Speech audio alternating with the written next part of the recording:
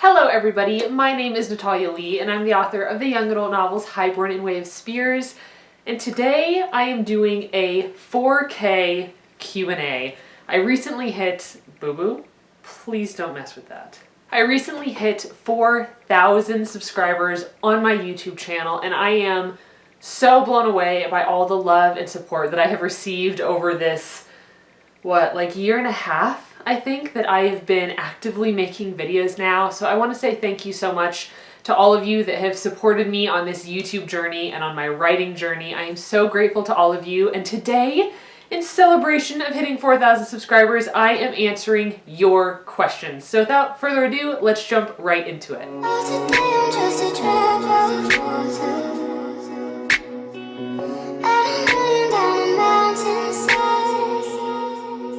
So before we get started, I'm guessing that many of you may realize that I have some new ink. I got a new tattoo this past week and I absolutely love it. It is the biggest tattoo I have and it's definitely pretty sore still. So it hurts to put a jacket on or to, wash and put lotion on. So it's definitely very sore, but I'm extremely happy with it. I have received a few questions about my tattoos because I've never really talked about them. I've never really showed you guys what tattoos I have. So if you're interested in a piercing and tattoo tour video, please let me know in the comments down below. If not, that's totally cool and I will probably post a thread or something on Instagram or Twitter just showing you guys all my tattoos and probably briefly chatting about why I have them and what they mean to me. So again, let me know if you'd like to see a tattoo tour video. Drop that in the comments down below and hopefully I will get to that soon. Okay, now that the tattoo talk is out of the way, let's dive into our questions. Okay, the first question is, what are the steps to writing, editing, and publishing a novel if you are self-publishing? So this is a very long process and I could probably do an entire video on this, so I'm going to try to keep it very, very brief. So first off, you have to finish writing your book, then you have to do a self-edit. Then I recommend a round of beta readers, then you self-edit again. After that, you have to decide if you are going to do a second round of beta readers or if you want to go with a more professional editor, like a developmental editor type thing. So whether you go with the second round of beta readers or the professional editor, you would want to do that with developmental edits. You're gonna self-edit again and then potentially another few betas or a proof reader or line editor, depending on how much money you want to spend on it. After the content is really, really solid in your novel, you know exactly how many pages it's going to be because the page count affects how thick the spine of your book is going to be. So I would recommend completely finishing the interior content stuff of your book before getting your book cover designed, which is super exciting. So then you'd go for the book cover design. You would want to be marketing everything this whole time, building your platform this whole time. Hey, boo-boo, my cat has decided to join us. So what else? Yeah, so editing, and then when it comes to publishing, you have to decide if you're going to do CreateSpace, if you're going to do Ingram Spark, how you want to distribute your novel. So again, this was just very, very brief, but if you want more of an entire video on steps to the self-publishing process, please let me know because this question is one that I can't answer very well briefly. I would have to do a whole 20-minute video on this. So let me know if you would like to see that in the comments down below. The second question is, what is your favorite way to get to know your characters? And for me, it's just writing the book. A lot of people like to do character exercises, fill out character sheets about their favorite food, their favorite hobby, their favorite color, their backstory, their past, their history. Some people like to do that. I am not one of those people because I still feel like when I'm doing those things and filling out character profiles, I'm not actually getting to know my characters because sometimes I can fill out a character profile and then I write that character and I realize that they don't fit that profile that I tried to force them into. I definitely interact with my characters as if they are guiding me, they are teaching me about themselves. So the best way for me to get to know my characters is by writing the entire book. And I often find that when I finish the first draft and go back to the beginning, I realized that I have to rewrite the characters a little bit because I didn't know them as well in the beginning as I did by the end of the novel. So for me, just writing the book, you know, spending months and months with them, getting to know the way that they talk, the way that they walk, the way that they interact with their world, that's the best way for me to get to know my characters. The third question is, how many edits of Song of the Dryad are you doing or do you plan to do? So I already did one round of self-edits, and then I had beta readers, and I did a second round of self-edits. So Song of the Dryad is currently on the third draft. My proof copy is supposed to come in today, which is super exciting. So what I plan to do is read that proof copy and do another round of self-edits. So that'll be 3 edits, and that'll be the 4th draft.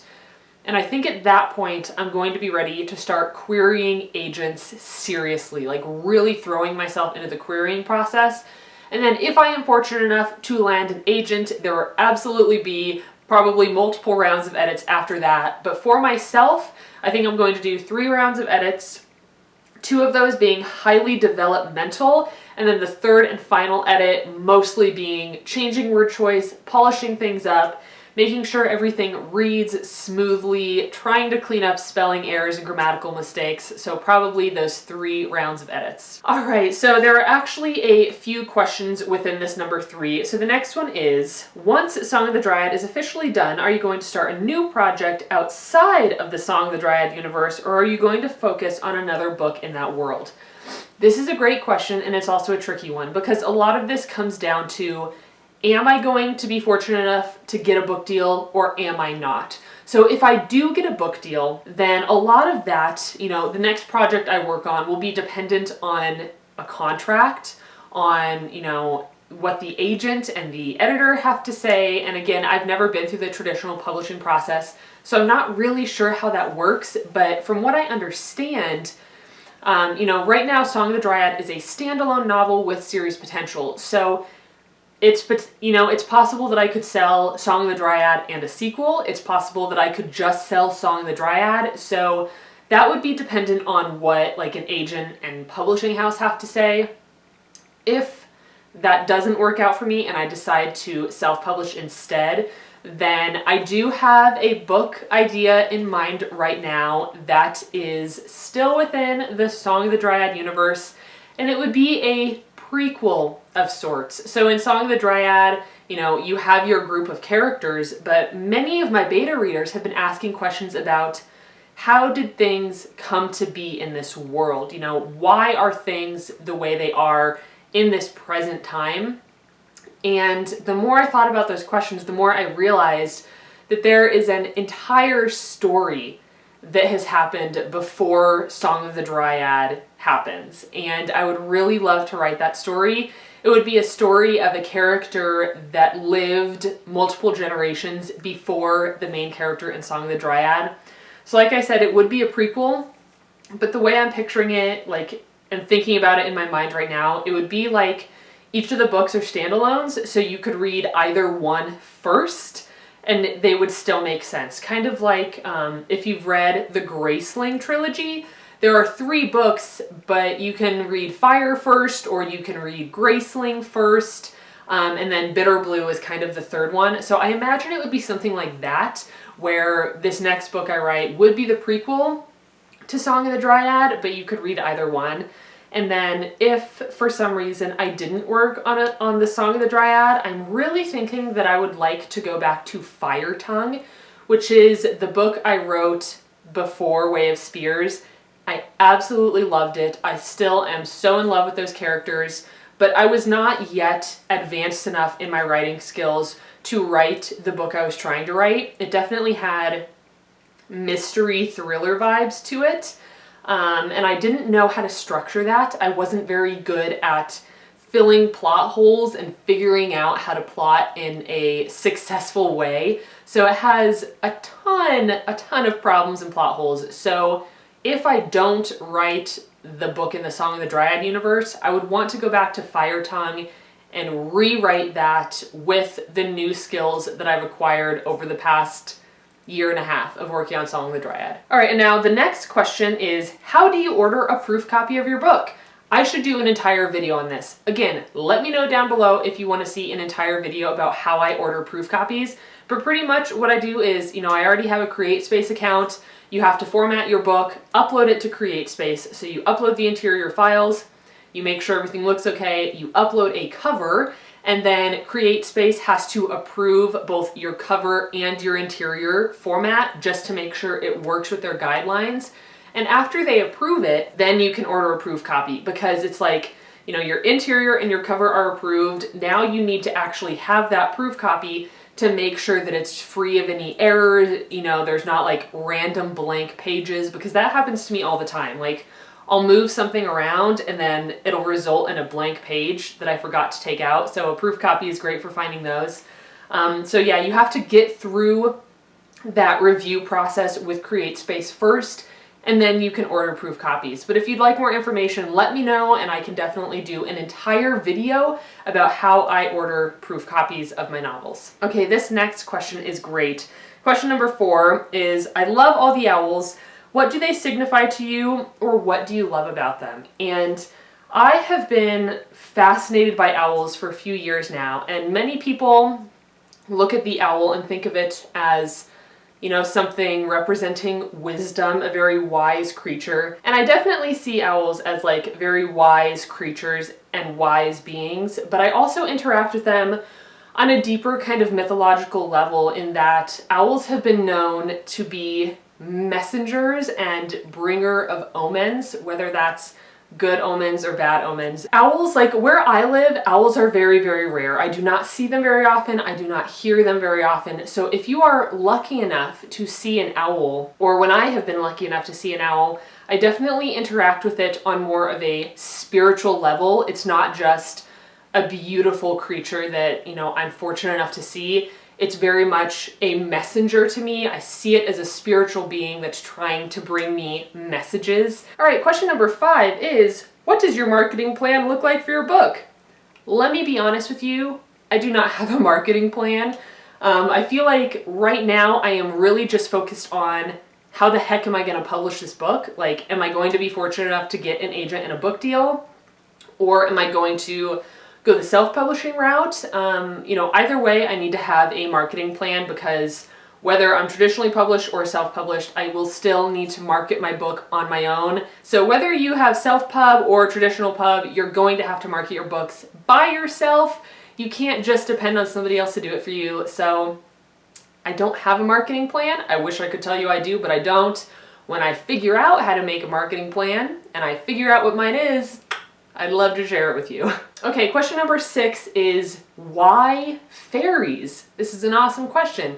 Why did I want to write about fairies and Song of the Dryad? So again, a lot of this comes back to my connection with the natural world and my spirituality and my beliefs in the other. And I was hiking with Greg one day, and we were hiking this beautiful trail in, I want to say it was like September, October of 2016. We were hiking this trail called Enchanted Forest. That's what it was called. And there was moss everywhere and greenery, and it was wet because it had been raining. And we crossed over this little bridge, and there was a river running under it, and we were standing there, and I was looking around, and I just thought to myself, this is where fairies would live. Like, this is a place that feels so full of magic to me and so full of life that it's somewhere that magical beings would gather and live. And that's definitely that was like the first idea. That was the spark of the idea for me. And then after that, NaNoWriMo was coming up. So I was like, okay, I have this idea about fairies. I went to the library. I borrowed a bunch of library books about fairies and Celtic folklore and Irish folklore, and I just started reading about it. My fairies are not the like sexy humanoid fairies that many amazing authors have been writing about. And I love those fairies, and I'll probably have them in future books.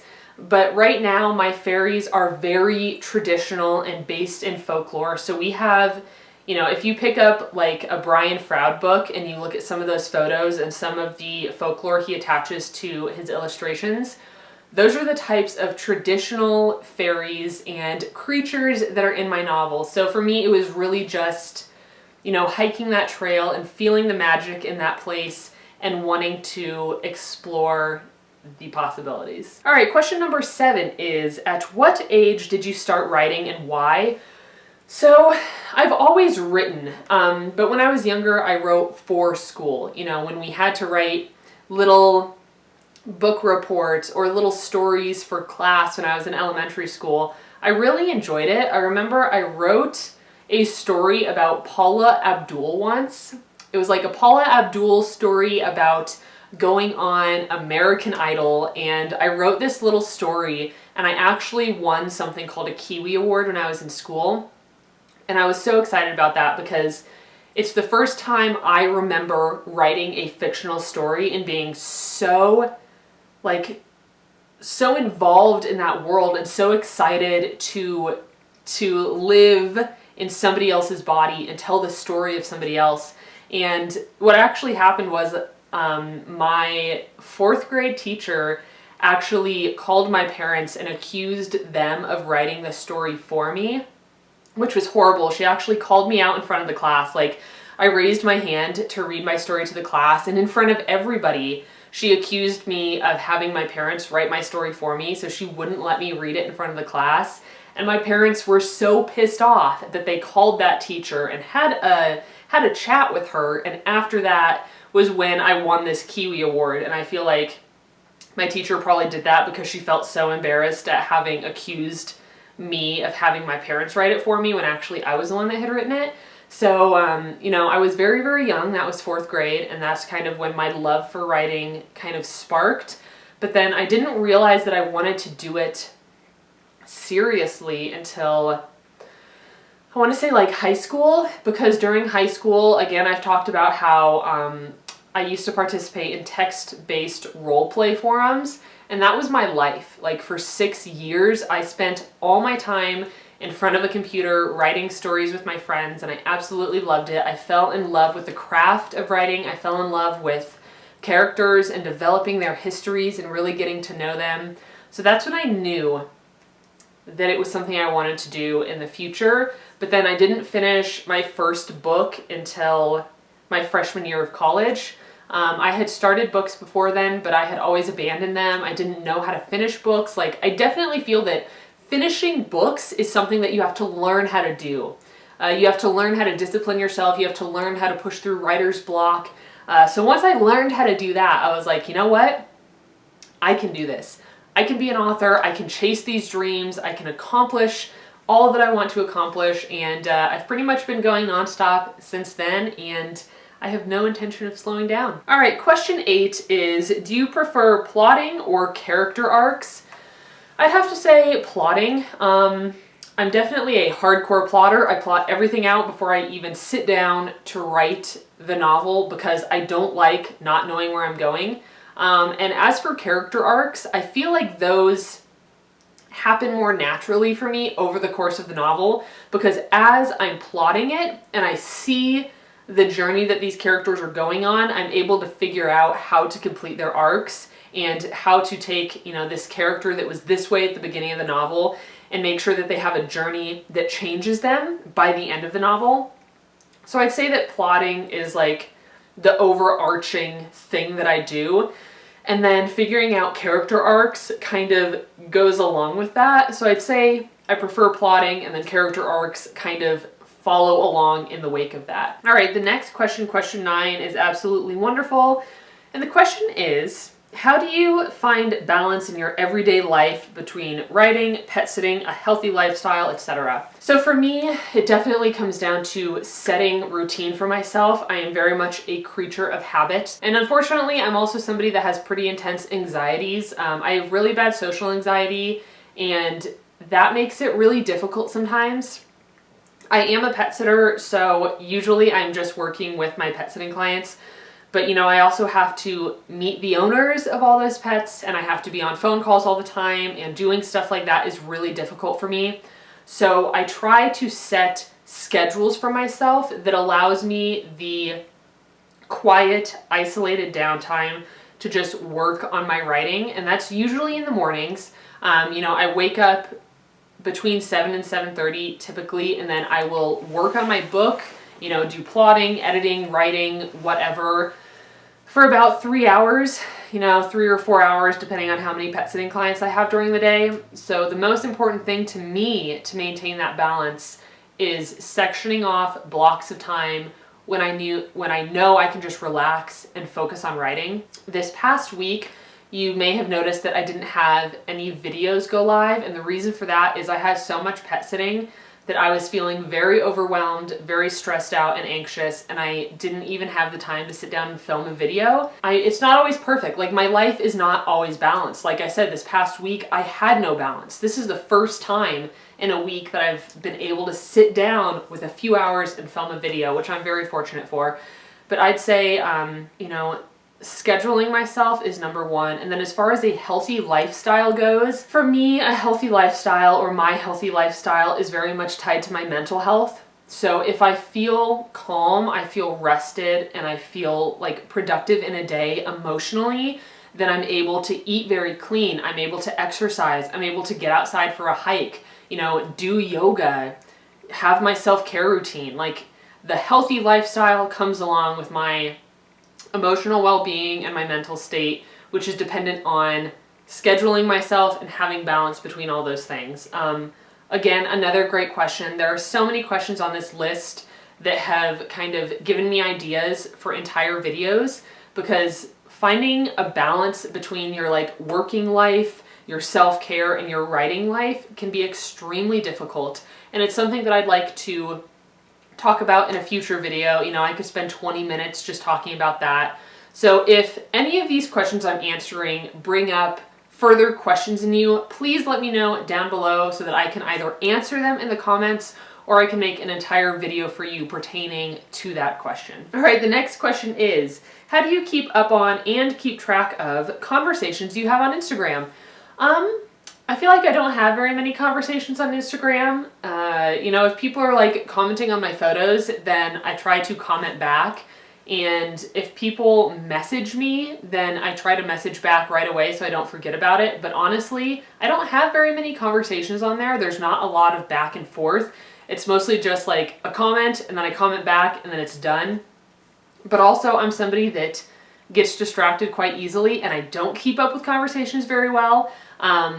Brooke, Mandy, and I have been texting a lot, preparing for our authortube live stream book club that's coming up tonight, actually, because today is Friday.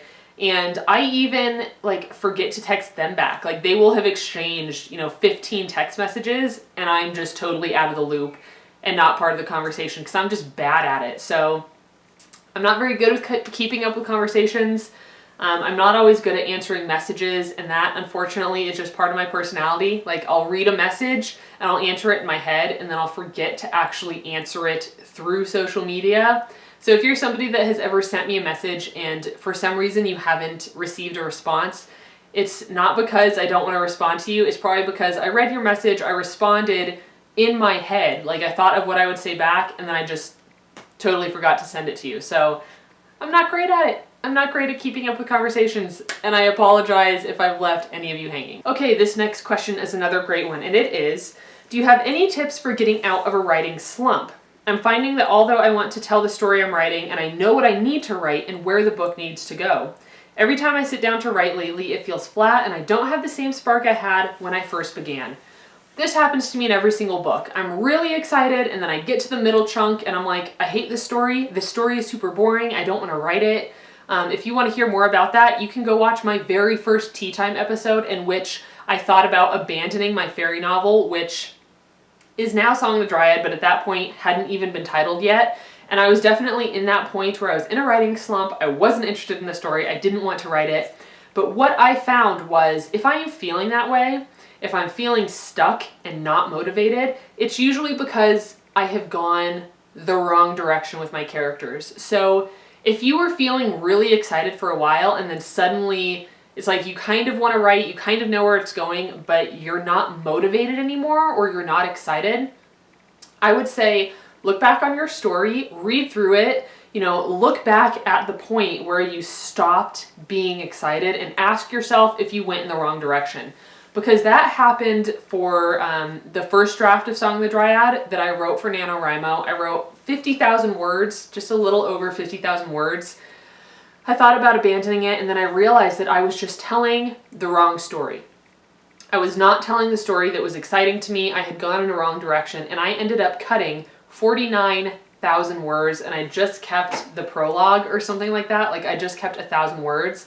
So sometimes it's really painful having to go back and cut that much of your work, but you may find that when you go back and you find that point where you used to be excited and then you stopped being excited, maybe you need to go in a completely different direction from that point, get excited about your story again, and see if that helps. And if you feel like that's not the problem, then for me, it's just discipline. It's disciplining myself. It's having a writing routine, because writing is not easy for me. Like, drafting is the hardest part of the process, and it's very painful at times because I don't want to write, or I sit down to write and there's just no ideas, or I finish with a writing session and I just hate what I wrote. So you're definitely going to go through that. That's going to happen. But if you can discipline yourself and push all the way through to the end, you will feel so fulfilled. You will feel so proud of yourself. And then personally for me, I love editing. So when you get to go back through, you have a story and you get to start cleaning it up and making it better, that is when I get really excited. So like I said, like I'm not always super excited about my writing. Sometimes it honestly just pisses me off and I don't want to do it, but I also know how much it means to me, and that's why I discipline myself and I push through those hard days. Okay, the next question is, have you attended any writing conferences and what was your experience? I have never attended a writing conference, and part of that is because I do have social anxiety. Like, the idea of going to a writing conference and having to sit down and talk to other people and pitch my novel to agents in person, it makes me really nervous. So that's one of the reasons I haven't done it. That is something that I would like to do in the future. That's a fear that I would like to conquer and push through. I have gone to a writing seminar before and it was an amazing experience. I went to the 7 Sentences seminar here in Denver, Colorado, and that was taught by Maggie Stiefvater, who is one of my all-time favorite authors, and then Courtney Stevens.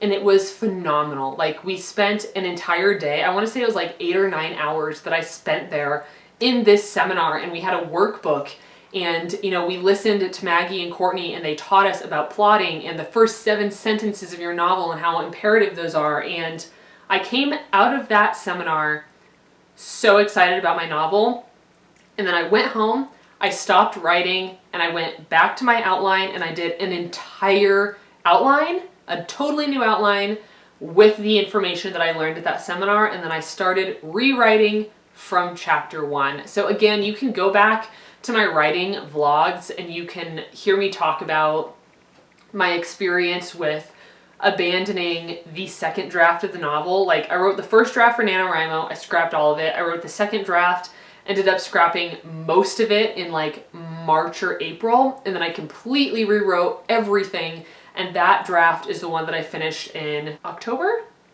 November? I think October is when I finished it. Something like that, you know, at the end of 2017 was when I finished Song of the Dryad. So yeah, no writing conferences due to my social anxieties, but I have been to a writing seminar. It was absolutely amazing, and I would do it again if I had the chance. This next question is really fun. So it says, if in some strange dystopian future, YA, young adult, was a forbidden story classification to write or read, what classification would you write? And related to that, if fantasy became taboo, in which genre do you think you'd be weaving your stories? Is there any particular genre you would absolutely avoid? So in a world where I could not write young adult and I could not write fantasy, what would I write? I would probably write adult, paranormal, historical fiction. I am fascinated by history. Song of the Dryad is the only novel I've written that takes place in our contemporary world. All of my other novels have either been based on a period of history, or they've been like a fantasy world that I've created based on history. I am fascinated by how people used to live before electricity, before cars, before washing machines. Like, it's absolutely fascinating to me. It's why I love watching historical dramas. Like, Outlander is amazing. Downton Abbey is absolutely amazing. I watched Deadwood and really enjoyed it. Like, I love learning about history and learning about how people used to live before we had all these luxuries that made our lives so like soft and easy. So if I couldn't write young adult fantasy, I would definitely write adult historical fiction, probably with a paranormal spin, because I always like a hint of magic or a hint of the other in my novels. So thank you for that question. That was amazing. If there was a genre I would not write in, at this point I want to say like horror. I don't feel like I can tell scary stories. I don't like scary stories very much. I don't like watching scary movies. I don't like being scared in general. I like feeling good and positive most of the time. So I probably would not write in the horror genre. Next question. Are you going to BookCon? Because I am, and I would like to meet you in person. I have no plans to be at BookCon this year. I would love to go to BookCon in the future, and it is on my to-do list. I will be there eventually, whether that is as a traditionally published author or as a self-published author, or just as somebody attending to meet all the authors and pick up amazing books and be part of the community. I will be there eventually. I don't have plans to go this year. When is it? Is it like May or June or July? Like, I don't even know exactly when it is. Like I said, I don't have plans to go, but who knows what'll happen. Maybe here in a month I'll be like, screw it, I'm gonna go, I'm gonna buy a plane ticket. I think it's in New York, isn't it? And I've never been to New York before. I would love to see it. I don't think I'd like to live there because I don't like crowded, busy places very much. Like, I want to live in the countryside with a bunch of rescued animals and not have to deal with traffic and smog and like gross people things. But I'd love to go to BookCon. I would love to meet you. Oh my gosh, I have never met anybody off of YouTube before. I'm about to at the authortube retreat, and I'm going to do a whole video about how I'm feeling right now going into that authortube retreat, so you can expect that soon. I would love to meet you guys. That would be just like a dream come true, to meet somebody that has been watching my videos and following my journey. So I would love to meet you as well. Currently don't have any plans to be at BookCon, but if that changes, I will let you know. The last question is another lovely question, and it is, do you script your videos? If so, how do you make it look like you are not reading from a script on camera? I do not script any of my videos. Sometimes if I have to, like, let's say I'm doing a collaboration with somebody and I want to give their bio and I want to make sure I say the right things, sometimes I'll jot down notes like, oh, okay, this person does this on their channel, they've written these books, and this is their next book that's coming out. Like, I will have those notes and I'll make sure to say those things in the bio. But when I am sitting down to talk to you guys, you are just getting raw Natalia here. Like, I'm not writing scripts, I'm just speaking to you naturally as if I would if we sat down at a coffee shop and you asked me a question. And this is another reason why some of you guys have asked for certain videos and I haven't made those videos, because I don't feel currently like I have the experience to share that stuff with you. Like, you guys have been asking me to do a video on subplots, and I would love to give you a video on how to write a subplot, but I feel like, yes, I've written subplots and I have experience with it, but I don't have enough experience with writing subplots to sit here and just talk with you guys about it. When I bring information to the table to share with you, I want it to be from the heart. I want it to be something that I have experienced and I can actually sit here and talk to you about. That's another reason I don't script my videos. If I were to write up an entire script and try to talk to you, personally, I would feel very robotic. I would feel like I was just like sitting here trying to repeat lines that I had polished and cleaned up before, so that doesn't work for me. I prefer to just sit down, be myself in front of the camera. I make mistakes, I say the wrong things sometimes, and that's okay, because for me, YouTube is a way to connect with you guys on like a heart-to-heart level. I'm a writer. I am muddling my way through this journey. I don't know everything. I don't claim to know everything. I am learning every single day. And when I learn something, like filtering, for example, I had no idea what the heck filtering was, so I would never have made a video on it. But then I was doing filtering in my novel, somebody told me I was doing it, I researched, I learned about it, I fixed it, and then I sat down and I just talked to you guys about what my experience with filtering is, you know? So when I sit down, you can always expect to get the truth. You can always expect to just hear my ideas as they're coming to me. Like, honestly, some of my videos are like 45 minutes long. They can be an hour long because I just sit down and I talk, and I can go on tangents. I can get totally off topic because I just enjoy sitting down and talking to you guys. And it's kind of funny because, like I said, I do have social anxiety, so going out in social situations can be tough for me. But when I sit down in front of a camera, it's like I can't even turn it off because I love teaching. I love speaking to people. My anxiety keeps me from doing it sometimes, but this is such a comforting way for me to get my ideas out there, to get my story out there, to get my experiences out there, to try to help you guys. So that's what I do. And it doesn't work for everybody. Some people script their videos and it's very, very successful for them. It works best for them.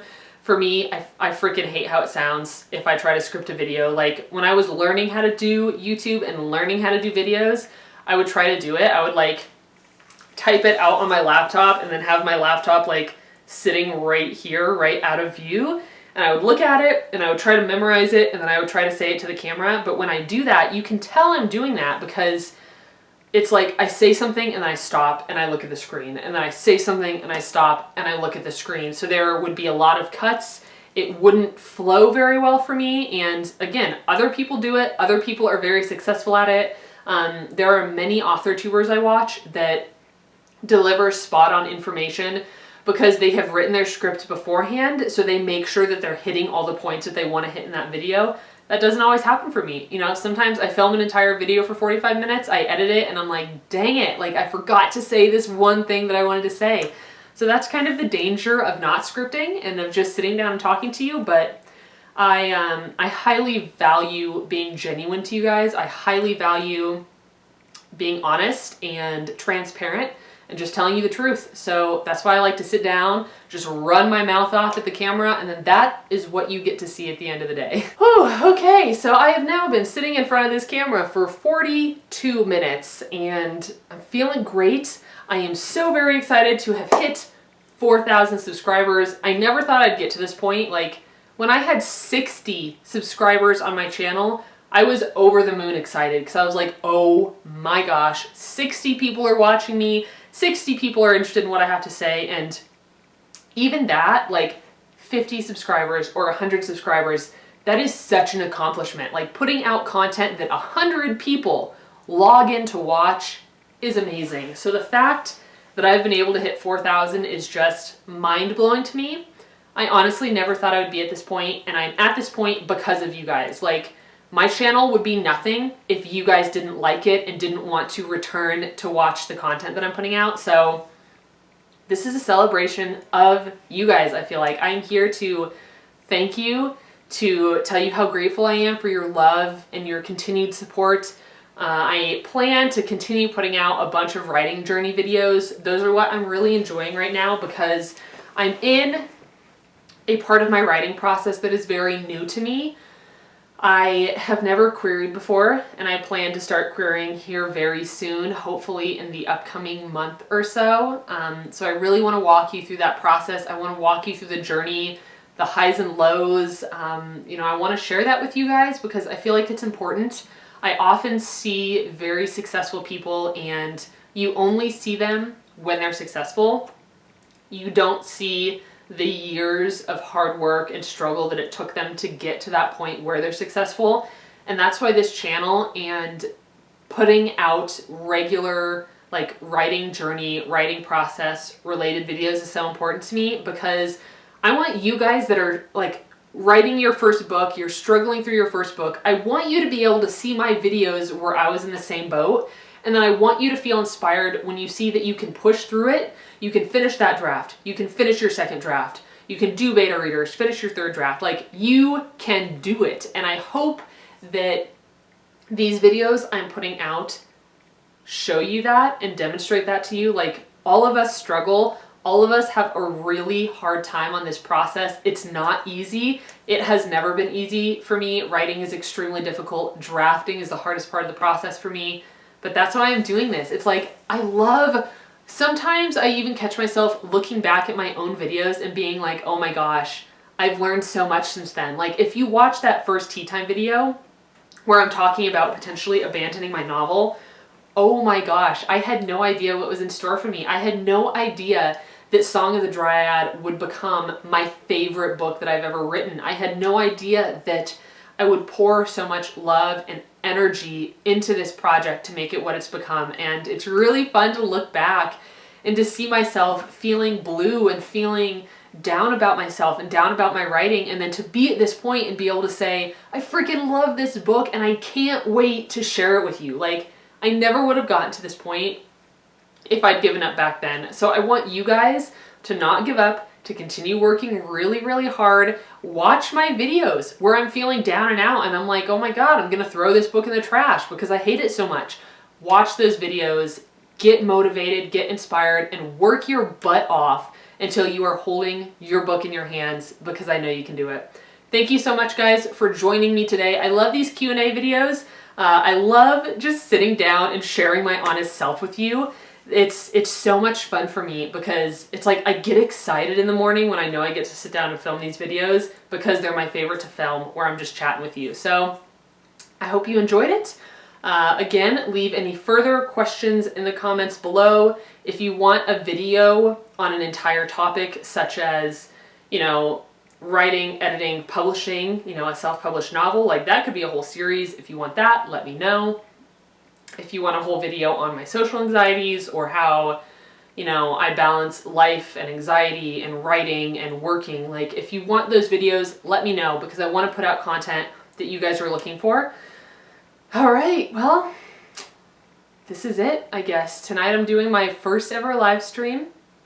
A little nervous to be live on camera because I've never gone live before, but I know that you guys have, you know, you're so loving, you're so supportive, and I have a feeling it's going to go very well. So thank you for joining me. I've loved sitting here and talking to you today, and I will see you in my next video. Bye!